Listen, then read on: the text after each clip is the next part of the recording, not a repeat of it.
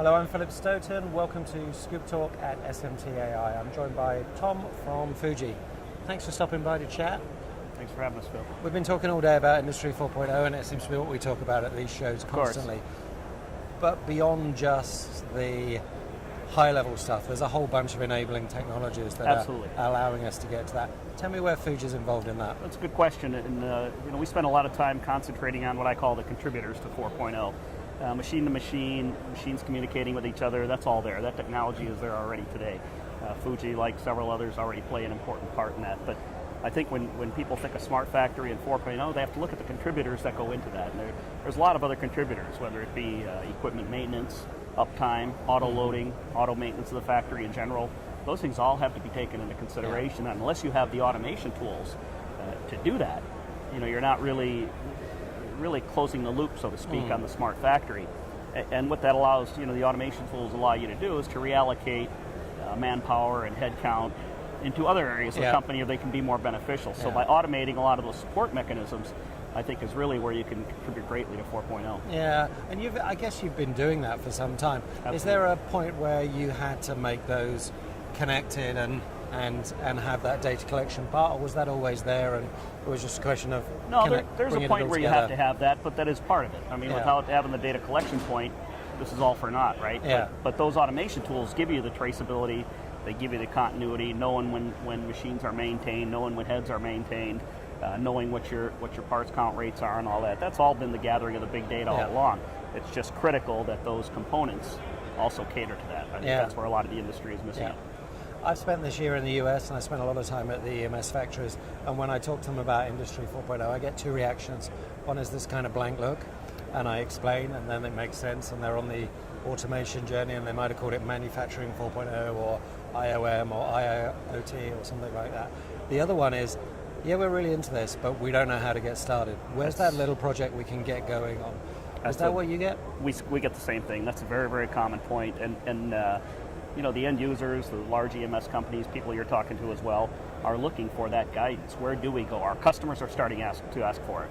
Where do we go? And Fuji America, like others, we have our technology center where we have a smart factory in operation. Customers can come and learn the model and learn the benchmarking, what they need to do.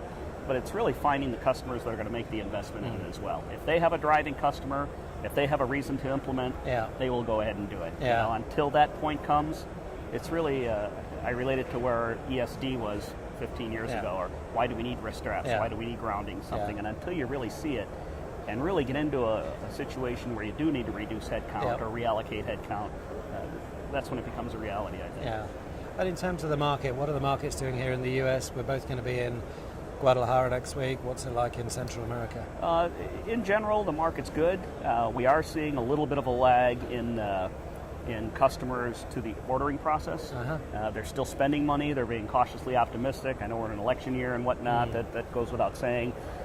But we're also seeing, as Smart Factory and some of these new technologies come to light, customers are taking their time at spending, making sure they're buying the right equipment set, making sure they're buying the right tools to get them into the next 5 or 10 years. So that's taken more time. And I think just spending in general, people are very cautious about where they're spending the money. The sales numbers are there. I think the market is stable.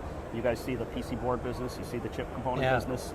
That's not slowing down anytime soon, and that's going to continue to grow. But it's really the customers growing at their own pace. Yeah, and I think you're right about that election thing, maybe slowing down investment. One of the things that maybe in the Industry 4.0 side that's slowing down investment is the lack of standards, but we talked about that a little bit with the IPC group. There seems to be some progress there, but it needs to get moving. It certainly does, and hopefully I think a lot came to light yesterday. I think everyone had a chance to see a little bit more of that, but that's been, back to your previous question, a lot of customers are asking where to go. What's the standard going to be? What's going to drive me? I don't want to go down the wrong path. And I think after a lot of global effort, I think after a lot of corporate effort, a lot of vendor pressure, I think it's starting to stabilize. Yeah, I think you're going to see some things even out here real quick. Make it easier to meet those standards. And lastly, briefly, new products from Fuji here in the US? New products here in the US. Obviously, we're contributing to Smart Factory with the automation tools. We're continuing that effort. This particular show, we're launching our AIM-X3. AIM-X3 is a highly flexible, any volume type component placer.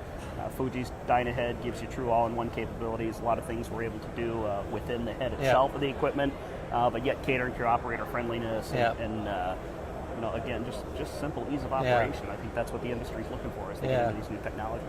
Simplicity, flexibility, Absolutely. agility, all those things. Absolutely. Fantastic. Tom, thanks for stopping by. Great to see you again. Thank you. Thanks for having me. I appreciate your time.